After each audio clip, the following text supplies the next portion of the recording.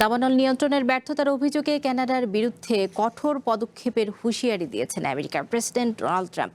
আমেরিকার পরিবেশ দূষণে কয়েক বিলিয়ন ডলারেরও বেশি ধারণাতীত ক্ষয়ক্ষতির জন্য কানাডার কাছ থেকে অর্থ আদায়ের কথা জানিয়েছেন এই নেতা।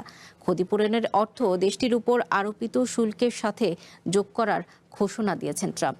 কানাডায় ভয়াবহ দাবানলে ৮০০-র বেশি আগুনের ঘটনা ঘটেছে। এর মধ্যে শতাধিক আগুন এখনও নিয়ন্ত্রণের বাইরে।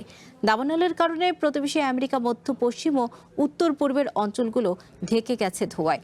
এসব ঘটনাকে অগ্রহণযোগ্য জানিয়ে কানাডার প্রধানমন্ত্রীর কাছ থেকে জবাবদিহিতা আদায় করা হবে বলে জানান প্রেসিডেন্ট ট্রাম্প। যদিও ট্রাম্পের এসব অভিযোগের প্রতিক্রিয়া জানায়নি মার্ক কার্নির প্রশাসন, তবে জলবায়ু পরিবর্তন মোকাবেলায় আমেরিকার আরও অনেক কিছু করার আছে বলে মন্তব্য করেছেন কানাডার প্রধানমন্ত্রী। You have a great player in England who I played golf with, you know that, right? And he is Harry, who's been fantastic. I think they